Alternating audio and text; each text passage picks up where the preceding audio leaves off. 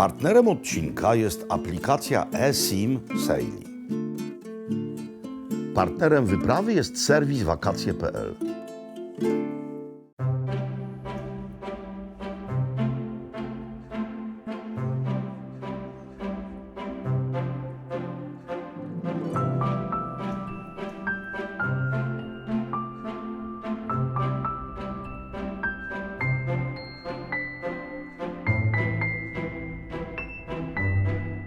Szanowni Państwo, moi drodzy, dzisiaj czeka nas wycieczka doprawdy niebagatelna. Wyruszyliśmy godzinę temu z nad wybrzeża Morza Śródziemnego, z Antalii.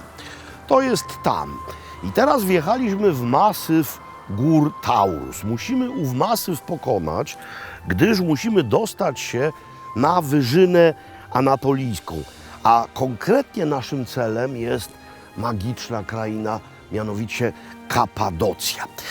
W tej Kapadocji trochę zostaniemy, ale to, co dzisiaj zobaczycie, to przede wszystkim zapis tej podróży. Podróży drogą, która jest używana od wieków, gdyż wiodła tędy również droga rzymska. Tak naprawdę Rzymianie, jak coś opanowywali, no to budowali drogi. Oczywiście ta droga dzisiaj inaczej wygląda i inne pojazdy się po niej poruszają, ale krajobraz się specjalnie nie zmienił.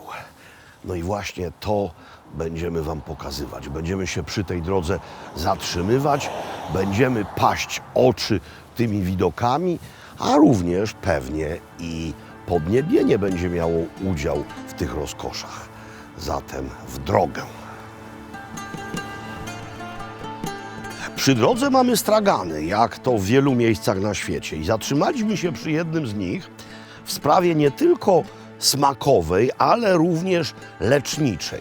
No, pan tutaj oferuje to, co sam robi. No więc jest wiele rodzajów miodu, jest oliwa, jest propolis, jest tahini, czyli pasta sezamowa, ale są też pekmezy. Słowo pekmez jest używane również na Bałkanach. No, to była część Imperium Osmańskiego i oznacza taki przetwór, syrop albo też gotowane owoce. I w tym wypadku w oczy wpadło mi to. To jest mianowicie pekmez zrobiony z chlebka świętojańskiego. W Dalmacji gotuje się chlebek świętojański i robi się z tego właśnie rodzaj wywaru, pekmezu, głównie jak się ma problemy z brzuszkiem, chociaż jest to smakowo pewnego rodzaju erzac czekolady, ponieważ chlebek świętojański smakuje bardzo czekoladowo. I teraz, jak sprawdzić, czy to jest dobre, czy to jest prawdziwe? Ważna jest konsystencja. To musi być niezwykle gęste. Widać, że nie żałowano tutaj tych strąków chlebka świętojańskiego. No i smak.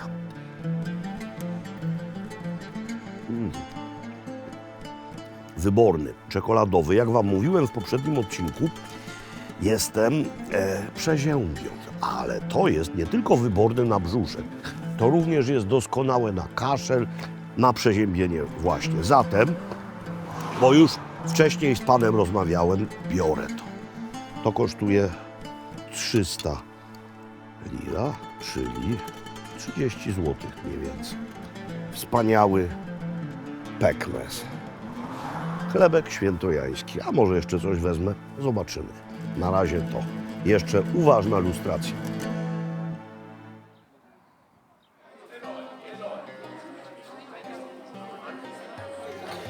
Miejsce wygląda niczym namiot Padyszacha. Jesteśmy już po północnej stronie gór Taurus. Przez najwyższą część masywu przejechaliśmy 5-kilometrowym tunelem. To jest przystanek dla turystów, nie przy stacji benzynowej. Rodzaj zajazdu. No rzeczywiście wielki namiot, sklepik i herbata, która jest tu wszechobecna. Kawę również podają, ale od tureckiej herbaty jestem naprawdę uzależniony. Mam w domu imbryk turecki do parzenia herbaty, mam takowe szklaneczki tureckie.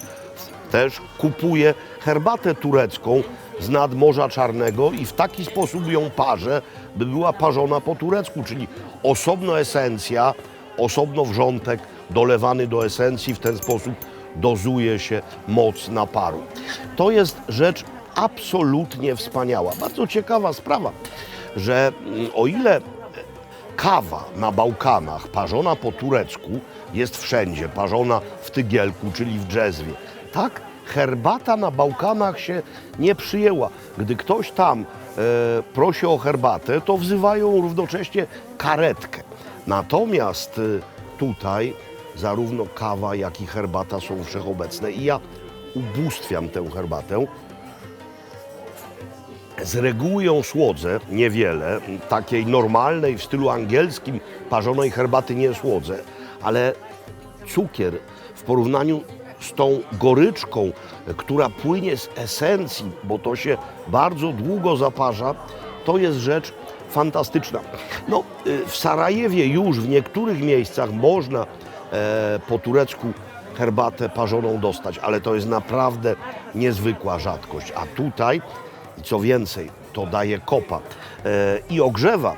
Jesteśmy w górach, jesteśmy na wysokości przeszło 1000 metrów. Na zewnątrz 15 stopni góra. Jak wyjeżdżaliśmy o świcie, to na dole było ponad 20, więc grzeje mi dłonie herbata i grzeje również ten piecyk, gdyż on jest ciepły. Moi drodzy, herbata i w drogę.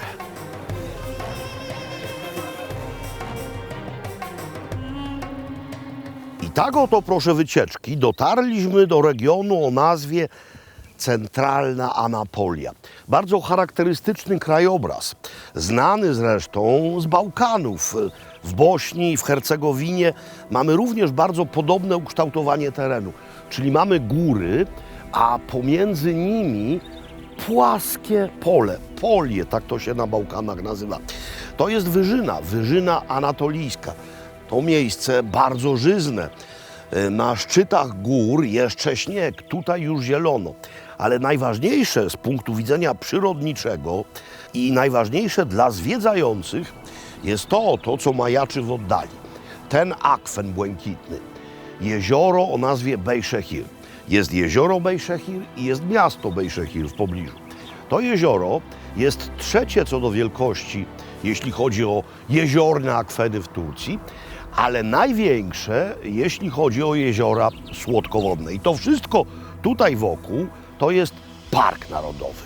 No i przyznajcie sami, jest tu po prostu pięknie. Miasto Bejszehir, bo w nim w tej chwili jesteśmy, może również pochwalić się niekiepskimi zabytkami. No, to jest na przykład bazar, miejsce handlowe wzniesione w wieku XIII. Potem przeszło renowację, więc forma nie jest oryginalna. Ale to, co w tej chwili zobaczymy, stoi tak, jak je postawiono. Jest prawdziwą perełką nie tylko w skali okolicy, ale w skali całego kraju. Perełka architektury sakralnej, mianowicie meczet Sulejmana Beja z wieku XIII, z czasów Turków seldżuckich. Żadnych zewnętrznych, niemal żadnych wewnętrznych zmian, jeśli chodzi o formę, w nim nie ma. To jest rzecz wpisana na listę UNESCO i sam ten meczet jest wart wycieczki w te okolice. Wspaniale zachowane, oryginalne wnętrze, tylko dywany są nowe, ale cała reszta z końca XIII wieku. Zacznijmy od spraw konstrukcyjnych. Owe kolumny z drewna cedrowego. Te cedry pozyskano z gór Taurus. Trzeba było owo drewno namoczyć, żeby się nie rozeschło. No ale kiedy się zrobiło z nich kolumny, to potem i tak mogłoby się rozeschnąć. Więc by przeciwdziałać temu, mamy otwór w dachu i mamy tutaj coś w rodzaju basenu. Tędy wpadała woda, deszcz czy też śnieg, który topniał i w środku była wilgoć. Dzięki temu to cały czas funkcjonuje.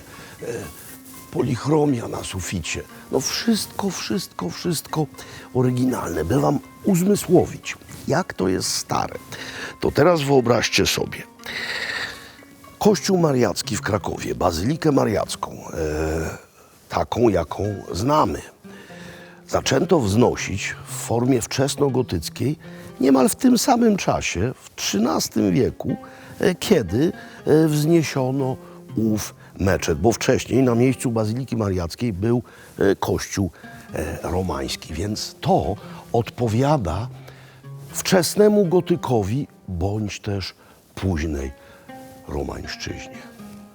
Prawdziwe cudo.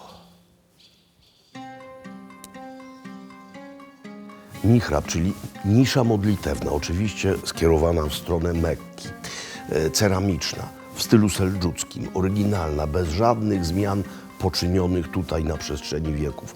Mimber, czyli kazalnica, zrobiona z drewna, to jest orzech włoski, również żadnych zmian nie ma. Jedyny współczesny element, który tutaj widzę, to ów mikrofon. Znam tylko jedną lepszą rzecz od tureckiej herbaty. To jest mianowicie kolejna turecka herbata.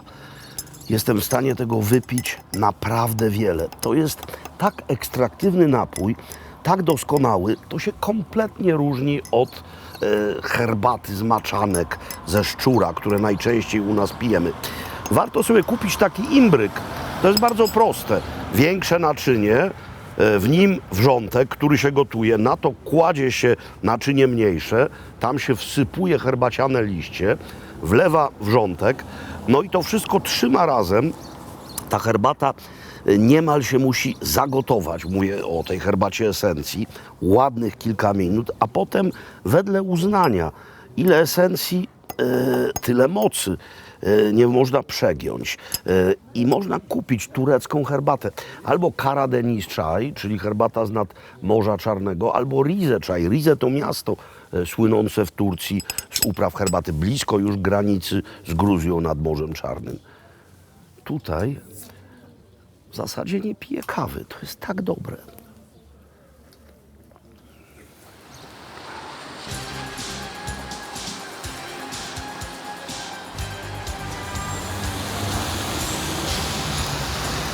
Na naszej trasie leży miasto Konya. Uchodzące za rolniczą stolicę Turcji, postanowiliśmy się na chwilę tutaj zatrzymać. No, to jest historycznie ważny adres, gdyż Konya była stolicą Turcji seldżuckiej.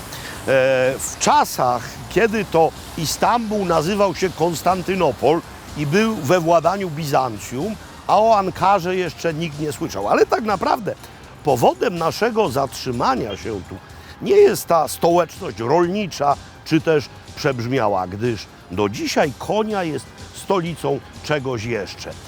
Tak, czegoś bardzo ważnego. Zbliżyła się pora obiadowa. Zielona.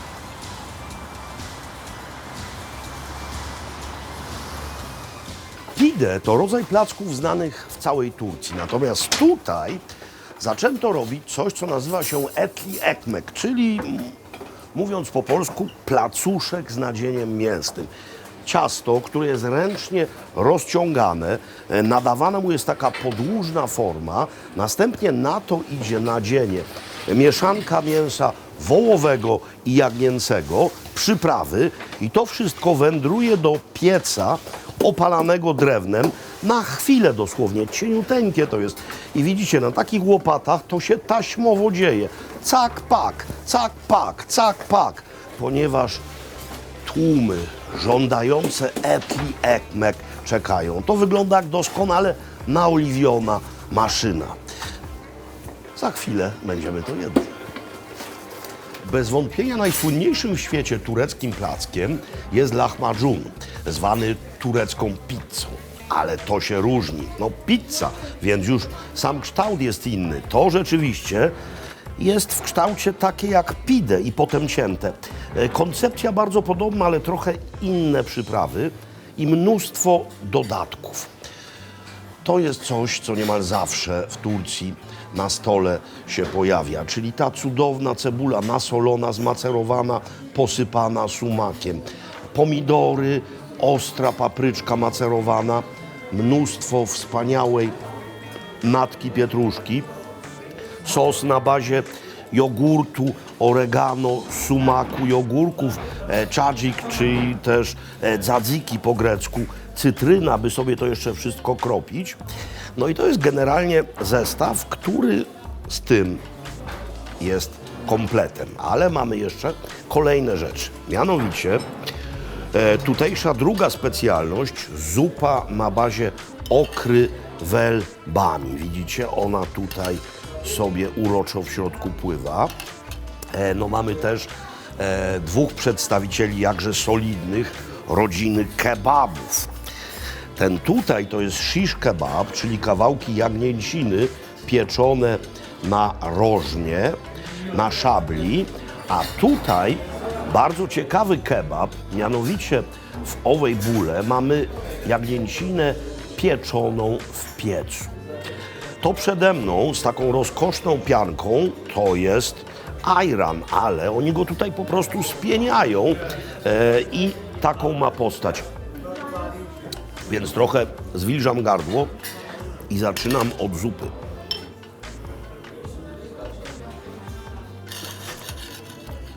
Z wyraźnie kwaśną nutą, bardzo dobra.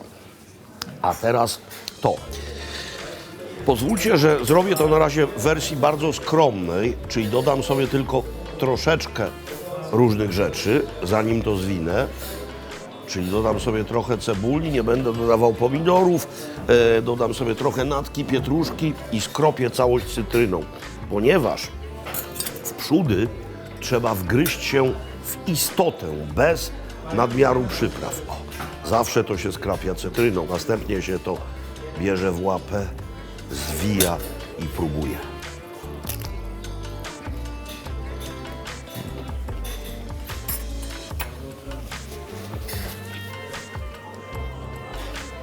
Zaiste stołeczna rzecz.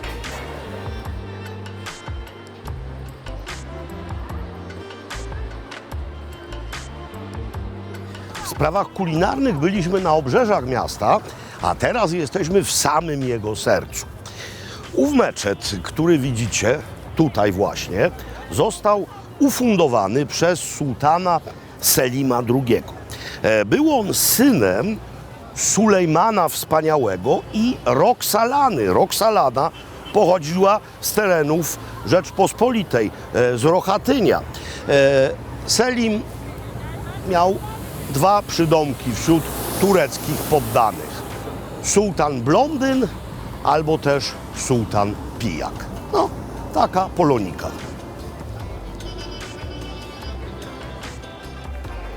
Na samym początku XIII wieku w dzisiejszym Afganistanie, wówczas w Persji, przyszedł na świat Dżelaleddin Rumi.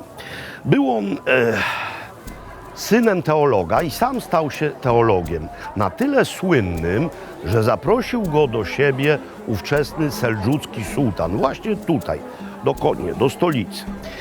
Droga trwała bardzo długo, gdyż w międzyczasie był zapraszany Rumi do medres, czyli szkół koranicznych. Kiedy w końcu tu dotarł, zawarł już po drodze znajomość z derwiszem. Derwisz po persku oznacza biedaka, zwirującym derwiszem. I uznał go za swojego najlepszego przyjaciela. Wskutek różnego rodzaju intryg ów derwisz został wygnany albo też zabity. Pogrążony w smutku Rumi zaczął pisać listy miłosne do Boga. Jego syn w oparciu o naukę ojca założył zakon wirujących derwiszy. Jesteśmy właśnie w niezwykle emblematycznym miejscu. Mianowicie Rumi spoczywa pod ową kopułą, a to jest najstarszy klasztor derwiszów na świecie, który klasztorem już nie jest, gdyż Kemal Pasza znacjonalizował majątek klasztorów i klasztory w Turcji przestały istnieć, ale paradoks losów chciał, że one przetrwały na dawnych obrzeżach Imperium Osmańskiego, które po rozpadzie tegoż imperium przestały być Turcją. Więc jeśli byliście kiedyś w Hercegowinie, w Blagaju, to tam w dalszym ciągu zakon derwiszy jest. Bardzo ich jest niewielu, ale jest. Tutaj mamy wszystko. Mamy muzeum, mamy miejsce kultu. Tutaj są niegdysiejsze klasztorne derwiszów cele. O co chodziło wirującym derwiszom? Mówiąc w skrócie, chodziło o osiągnięcie absolutu, o stan przejścia pomiędzy rzeczami materialnymi do rzeczy boskich poprzez taniec.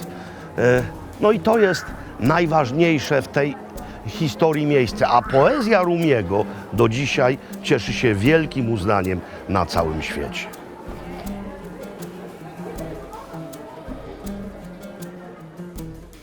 Na początku odcinka wspominałem Wam, że będziemy się poruszać wzdłuż dawnej rzymskiej drogi. Nieco później, w czasach seldżuckich, przy tejże samej drodze wybudowano karawanseraje, czyli przystanie dla karawan, mniej więcej co 40 km, bowiem 40 km to był maksymalny dystans dzienny do przebycia dla ludzi na wielbłądach z towarami. No więc to były ówczesne hotele dla podróżnych. Owi kupcy podróżni spali w środku, obok były stajnie dla wielbłądów. No i to jest oryginalny karawanseraj z XIII wieku. Pełni zresztą niemal tę samą funkcję dzisiaj, bo jest hotelem. Tylko że przyjeżdżają tu ludzie nie na wielbłądach, lecz samochodami i to już nie jest jedwabny czy też przyprawowy szlak, tak jak kiedyś. Ale bryła, forma, to wszystko jest takie, jakie było. Karawanseraj z XIII wieku. Wyżyna anatolijska jest w ogóle pozbawiona rzek. Pada tutaj najmniej w całej Turcji. A mimo tego ów region zwany jest spichlerzem kraju. No, rośnie tutaj mnóstwo jadalnych rzeczy. Zatem skąd woda? Woda jest pod ziemią i ludzie z tej wody korzystają od stuleci, ale im więcej sadzą, tym więcej wody potrzebują. I kiedy tej wody coraz więcej się czerpie, to wówczas owa krasowa ziemia, bo taka jest geologiczna charakterystyka owej wyżyny, zapada się i tworzą się takie oto zapadliska. No to wygląda jak jukatańska cenota. Nie wszystkie są tak wielkie, ale zdarza się, i to zdarza się niestety coraz częściej, że jedzie taki rolnik traktorem i nagle bach, traktor wpada do dziury, bo ziemia się zapada, gdyż wodę się bierze. No cóż, człowiek, żeby żyć, musi jeść, a do tego potrzeba wody, coraz więcej wody. I to jest jeden z najważniejszych problemów dzisiejszego świata. Droga, którą właśnie jedziemy, czyli szosa łącząca miasta Konya i Aksaray, to najdłuższa prosta w całym kraju. 150 km bez żadnych zakrętów. Nigdy nie byłem w Stanach i na razie się nie wybieram zresztą, ale podobno właśnie tak wyglądają niektóre tamtejsze autostrady. Zresztą to pewnie dlatego amerykańskie samochody są wyśmienite, wspaniałe i godne szacunku, tylko słabo skręcają. Ale tak czy inaczej, do celu mamy 2 godziny niecałe. I zważywszy na to, co dzisiaj już widzieliśmy, myślę sobie, że byłoby wspaniale, gdybym u mety, u celu, w tym odcinku coś jeszcze dla Was ugotował. A na razie równina, która jest wyżyną, Anatolia. Kącik partnerski.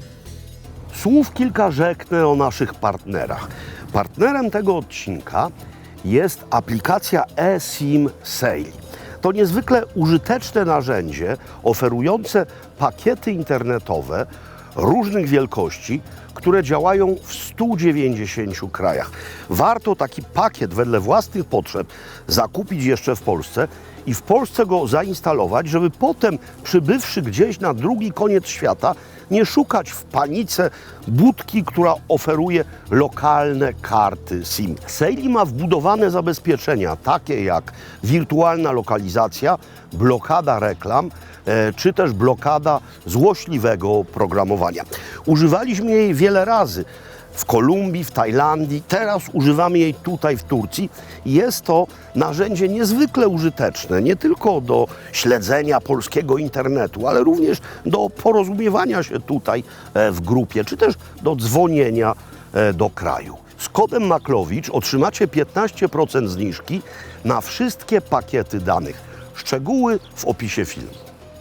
Partnerem naszej wyprawy do Turcji jest serwis wakacje.pl. Turcja to niezwykle popularny wśród rodaków kierunek wakacyjny i trudno się temu dziwić. Po pierwsze, niezwykle korzystne połączenia. Czartery, 2,5 godziny lotu, wiele miast w Polsce, kilka odlotów dziennie. Po drugie, wielki, wspaniały kraj, jakże różnorodny. Różne możliwości wypoczynku, albo leżenie na plaży, czy też śródziemnomorskiej, czy też egejskiej, albo zwiedzanie niezwykle fascynującego interioru. W aplikacji wakacje.pl w sposób niezwykle wygodny, poprzez kilka kliknięć znajdziecie setki ofert różnych biur podróży. Od Was tylko zależy, którą wybierzecie. Turcja poleca się Waszej uwadze. Koniec kącika partnerskiego. A zatem Kapadocja, moi drodzy. Jesteśmy. Zajmiemy się nią dość szczegółowo, ale to w kolejnym odcinku. Teraz obiecane gotowanie. Pomyślałem, że zrobię placki na bazie cukinii. Turecki przepis, wiele kuchni zna placki ze startych jarzyn, ale ten wydaje mi się doskonały i niezwykle prosty. Cukinia. Tylko nieco większa. Tutaj w tej misce spoczywa. Ona była starta na tarce o grubych oczkach i nasolona. No i ona sobie tak stoi mniej więcej od 10 minut. I teraz tak, mam tutaj posiekaną cebulę i muszę mieć ząbek posiekanego czosnku. En passant rozgrzewam na patelni olej. To może być oliwa, może być zwykły olej roślinny. I składniki tego będą, te wymienione przeze mnie, najpierw lekko w tymże oleju duszone. Znam placki z surowej cukinii, które się smaży na patelni, ale te naprawdę niezwykle mi smakowały. Więc trochę tego czosnku i tak naprawdę myślę, że można już działać. Więc do środka cebula, a z cukinią przed wrzuceniem na patelnię trzeba jedną drobną rzecz zrobić. Mianowicie trzeba wziąć ją w dłonie, no można też ją wyłożyć na sito, ale w tych warunkach najlepiej będzie to zrobić tak właśnie, po to się ją soli, żeby odcisnąć nadmiar wody. Olej jeszcze nie jest zbyt nagrzany, ale on nie wsiąknie w to, co się smaży. Specjalnie dałem sobie pewną rezerwę czasową, to za chwilę zacznie skwierczeć. Dołożę czosnek i będziemy to parę minut smażyć. Dzięki takiemu smażeniu jeszcze dodatkowo odparowuje woda. No ja jestem przerażająco silny, niemal jak Zbyszko Cyganiewicz, ale jednak nie działam z siłą prasy mechanicznej, więc trochę wody w tym zostało. I teraz ta woda odparowała. Pod tym wyłączam. Teraz robię ciasto. Mam wbite do środka 2 jajka. Dodaję do tego nieco soli i będę do tego dodawał trochę mąki, kiedy te jajka rozbiję. Będę stopniowo wsypywał tę mąkę i mówiąc trochę, nie użyłem eufemizmu. To nie jest cukinia w cieście. To jest cukinia z odrobiną ciasta, które pełni tutaj jedynie rodzaj lepiszcza, spoiwa. Ona ma złączyć te ciasto ma złączyć te placuszki, a nie ma być dominantem. Więc dobra, to jest ubite i myślę, że 2 łyżki ciasta mam tu, wezmę łyżkę. Wtedy miara będzie bardziej precyzyjna i będę to wsypywał, tylko teraz którą ręką co robić? Jestem praworęczny, ortodoksyjnie, więc to sobie przełożę do lewej i dawkuję, i wsypuję, i mieszam, żeby nie było tu żadnej grudki. O tak. Ciasto jest gładziutkie, naprawdę gładkie, no i rzeczywiście rzadkie, ale wystarczające, by to wszystko objąć, spoić i skleić. Tak sądzę przynajmniej. Teraz wkładamy ową podsmażoną masę, ale to jeszcze nie wszystko. To jeszcze nie wszystko. To można na razie odstawić. Mówię zarówno o patelni, jak i o misce, gdyż muszę przygotować jeden składnik, no dwa, które się tu znajdą. Czyli do tego trzeba dołożyć nieco sera. Solony biały ser. Czy on jest owczy, czy on jest krowi, czy on jest kozi, to od Was zależy. To ma być ser, no, w rodzaju fety, mówiąc najprościej. I trzeba go pokroić w kosteczkę i tam wrzucić. Ser zameldował się w środku. Teraz identyczny meldunek musi złożyć lekko pikantna, suszona, tłuczona papryka. Czerwona, rzecz jasna, ale nie może jej być nadmiar. Tyle wystarczy. No i teraz zioła.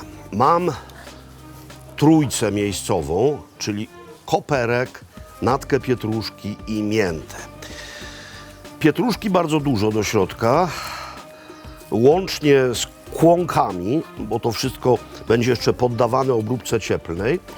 Koperku nieco mniej, również może być z tymi końcóweczkami. Gumeczko puszczaj.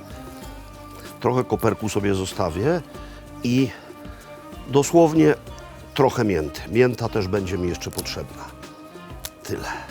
I teraz to wszystko trzeba posiekać, wrzucić do środka.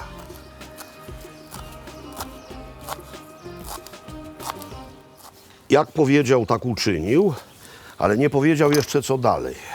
No dalej to już rzecz bardzo prosta. Trzeba to mianowicie wyrobić. Solić nie trzeba, pieprzyć nie trzeba. Jest biber, czyli papryka w środku, a biber to jest również pieprz. Więc wiecie, tak jak po angielsku pepper i pepper, wyrabiamy i dajemy temu chwilę odpocząć. To jest masa na rzeczone placuszki.